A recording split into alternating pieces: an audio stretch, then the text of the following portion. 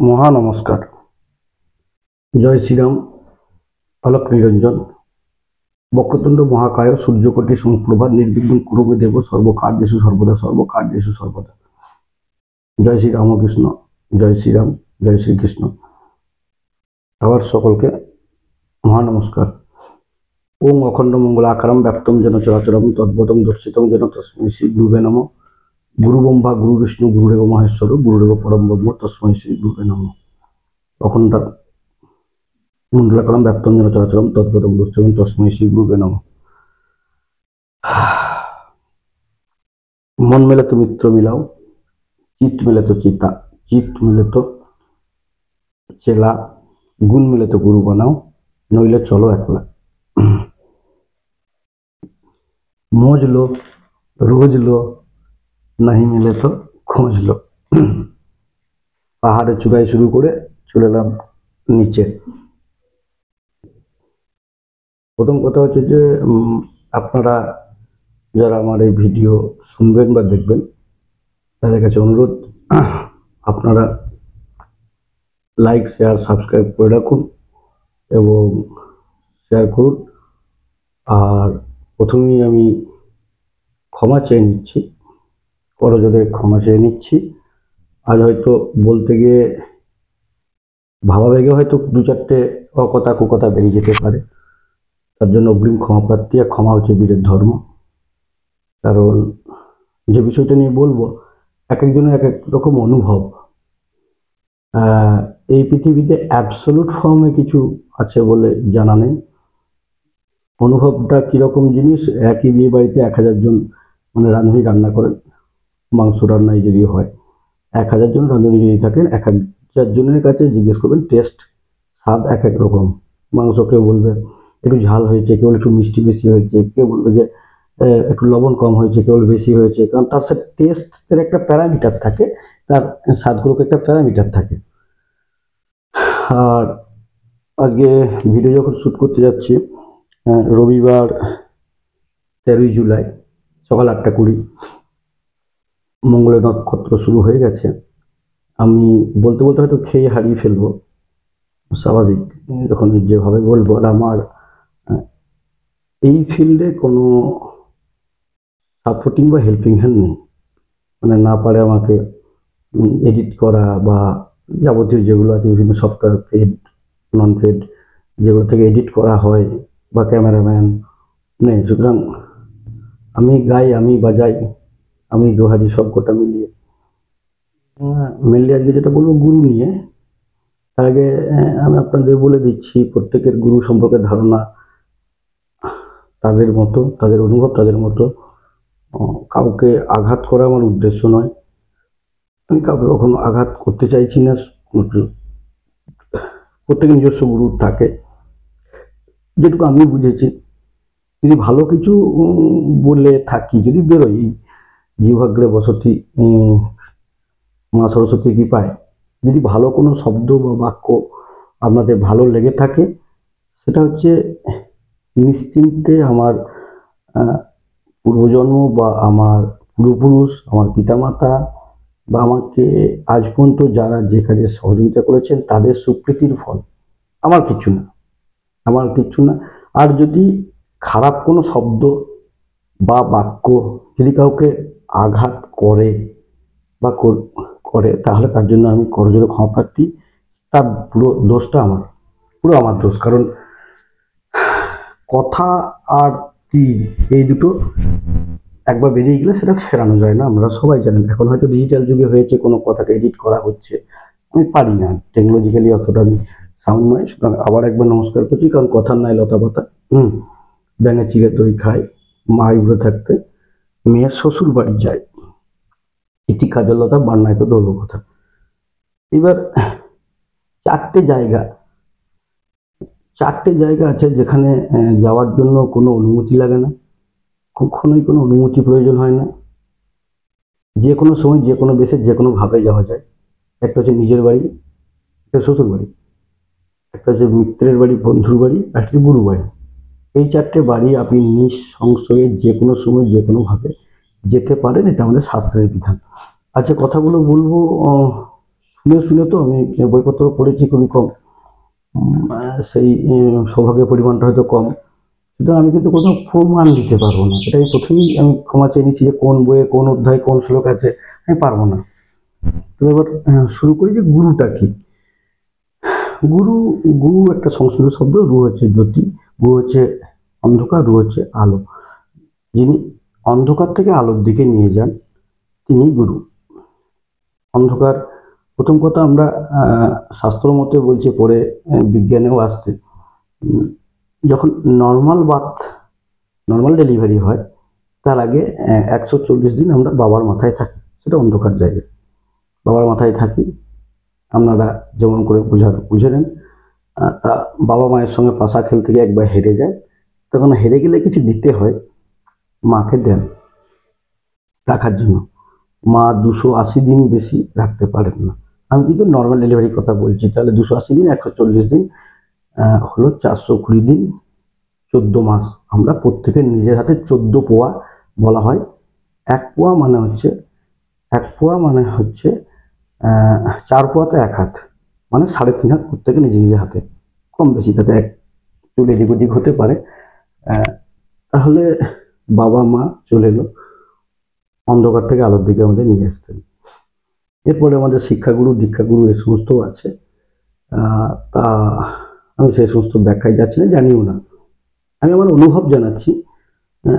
গুরু দু জায়গায় দুভাবে পেয়েছি। একটা হচ্ছে গুরু কোনো ব্যক্তি বিশেষ নয়।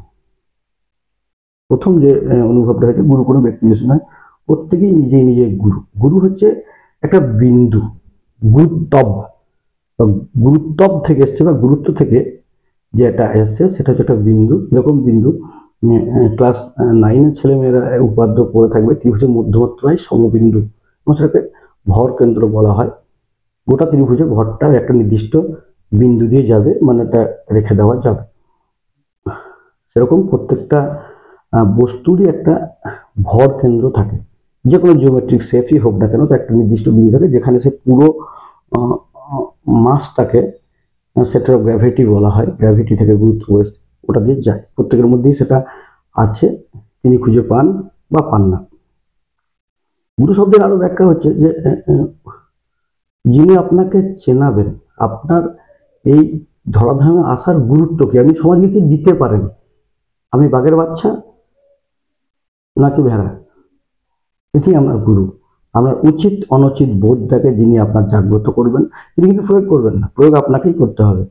এইগুলো উচিত, এইগুলো অনুচিত, সেটাই হচ্ছে গুরু, যিনি চেনাবেন, এবং সেই উচিত অনুচিত কর্ম কিন্তু আপনাকেই করতে হবে। যিনি আপনার বাউন্ডারিটা ঠিক করে দেন, আপনি কি, আপনার গুণ কি, আপনার ধর্ম কি, আপনার এই ধরাধামে এসে কি কি কাজ করতে পারেন, কি কি করা উচিত, সেটাই হচ্ছে গুরু। অনেক আগে ছিল, বলা হতো যে গুরু শিষ্য তৈরি করেন। অবশ্যই আমরা রামকৃষ্ণ পরমহংসদেবকে দেখেছি, বিবেকানন্দ তৈরি করেছে। বর্তমানে মডার্ন ডেতে কনটেক্সটে সেটা বদলে গেছে। কি বদলে গেছে?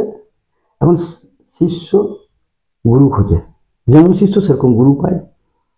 ডিজিটাল গুরু, অনলাইন গুরু, বহু কিছু বেরিয়েছে। সেরকম শিষ্য যেমন শিষ্য হয় সেরকম গুরু হয়। যেমন যেমন শিষ্য, মানে তার একটা হায়ার সেলফকে সে সেরকম একটা গুরু খুঁজে নেবে। আমি বেশি ব্যাখ্যা করতে পারবো না। আর বর্তমান পরিপ্রেক্ষিতে গুরু কি, বর্তমান পরিপ্রেক্ষিতে গুরু মানে যার গুরুত্ব আছে, ভার আছে, হয় বডির ভার, যার শরীরের একটা ভার আছে, বা কথার ভার আছে।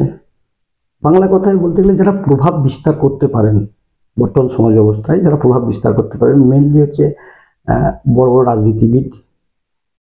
রাজনীতিবিদ। কারণ তাদের ভার বেশিগুলোকে তোলার জন্য, যেটা ভারী জিনিসে তুলতে অনেক কিছু লাগে, ওই জন্য প্রচুর একসঙ্গে বহুজন তারা নিয়ে ঘোরেন।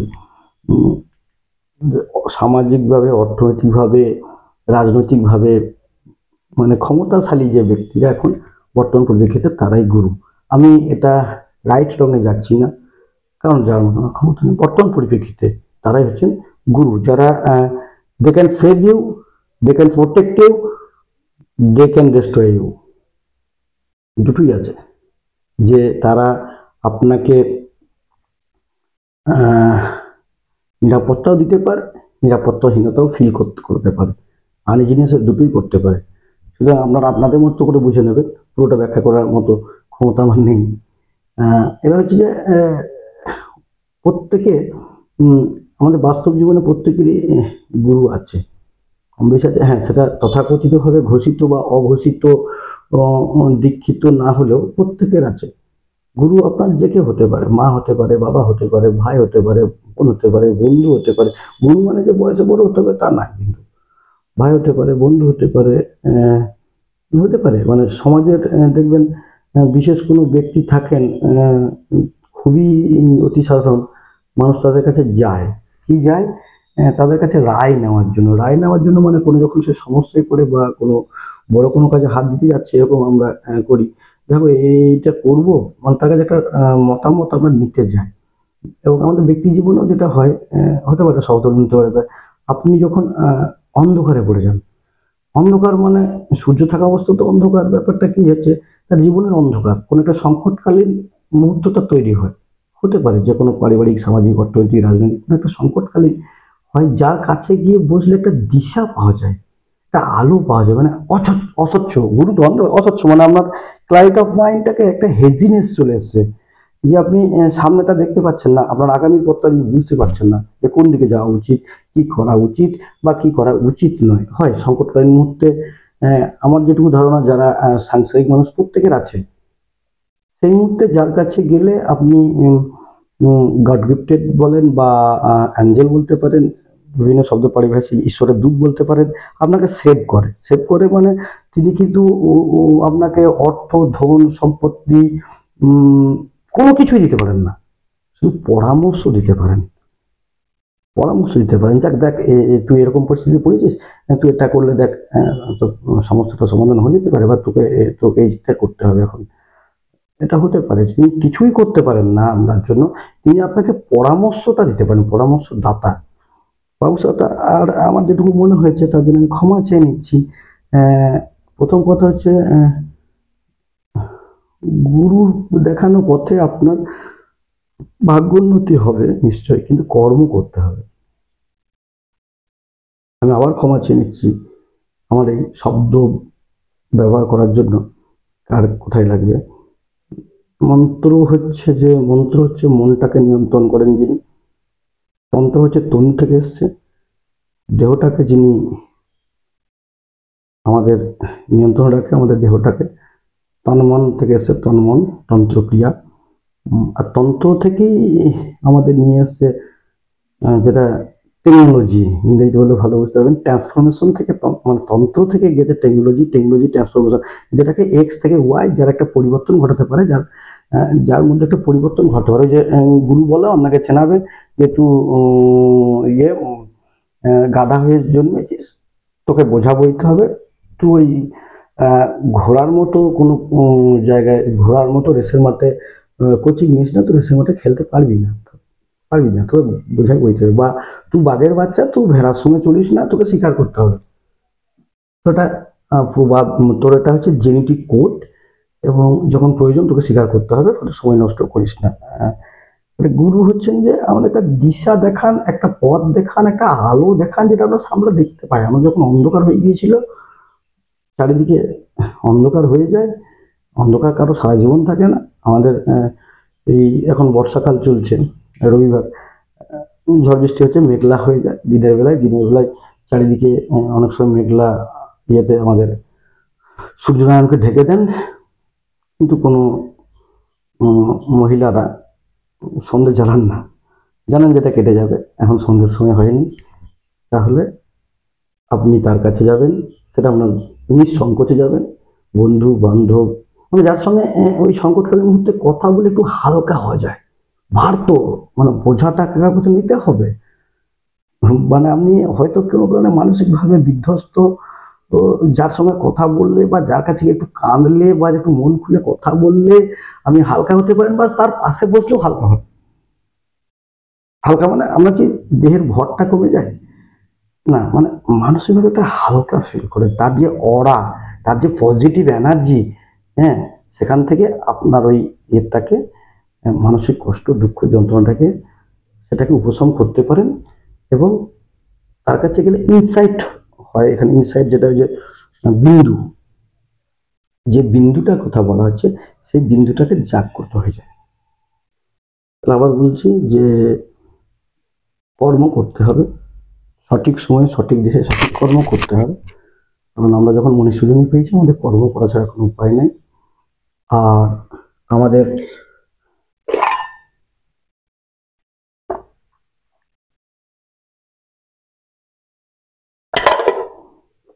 কোনো উপায় নেই, আমাদের কর্ম করতে হবে। আর শ্রীমদ্ ভগবদ গীতা রচনা হয়েছিল কুরুক্ষেত্রের মাঠে। ভগবান শ্রীকৃষ্ণ অর্জুনকে কখনই বলেন নাই তো আমার নাম জপ কর, আমি তোর হয়ে যুদ্ধ করে দিচ্ছি। তখনই বলা, তাকে যুদ্ধ করতে হয়েছিল আর কর্ম করতে হয়েছিল। কর্মটা তাকে করতেই হবে। শ্রীকৃষ্ণ আমি ভেঙে ব্যাখ্যা করতে পারবো না, কারণ অনেকে আঘাতপ্রাপ্ত হবেন। তিনি কিন্তু কখনোই বলেননি যে কর্ম ছেড়ে আমার নাম জপ কর। তাকে যুদ্ধ করতে হয়েছিল। কর্ম করতেই হবে। কর্ম করার ফলেই যদি ভাগ্য বলে কি থাকে কিছু, সেটা আমাদের জাগ্রত হয়। কর্মই শেষ কথা। সঠিক সময়ে সঠিক বিষয় উচিত কর্ম করতে হবে, যেটা সমাজের পক্ষে ফ্লারিশ এনে দেয়, বেনিফিশিয়াল। কারণ এটা সবাইকেই করতে হবে। কর্ম মনুষ্য যখন পেয়েছি, কর্মবন্ধনে আমরা আবদ্ধ, আমাদের কর্ম করাটাই কাজ। আবার বলে দিচ্ছি, যদি বেশি কিছু বলে থাকি ক্ষমা প্রার্থী। ভাই হিসেবে ক্ষমা করে দেবেন, বন্ধু হিসেবে, মিত্র হিসেবে, সন্তান হিসেবে ক্ষমা করে দেবেন, কারণ তো কথা নাই লতা পাতা। আবার একবার বলে দিই, ওম অখণ্ড মঙ্গলাকারম ব্যক্তম যেন চরাচরম তদ্পদম দর্শিতম যেন তস্মৈ শ্রী গুরুবে নমঃ। গুরু ব্রহ্মা গুরু বিষ্ণু গুরুদেব মহেশ্বর গুরুদেব পরম ব্রহ্ম তস্মৈ শ্রী গুরুবে নমঃ। মৌজ লো রোজ লো, নাহি মিলে তো খোঁজ লো। আনন্দে থাকুন, সচ্চিদানন্দ পুনরায় জানিয়ে দিচ্ছি। মহানমন, মহানমস্কার, অলোক নিরঞ্জন। জয় শ্রীরাম, জয় শ্রীকৃষ্ণ, জয় শ্রী রামকৃষ্ণ। সবাই ভালো থাকুন, আনন্দে থাকুন। আনন্দ থাকার জন্য বিশেষ কিছু প্রয়োজন হয় না। আনন্দে যখন থাকবেন তখনই আপনি আত্মাকে অনুভব করতে পারবেন। Self study, study of self, self realisation. নমস্কার।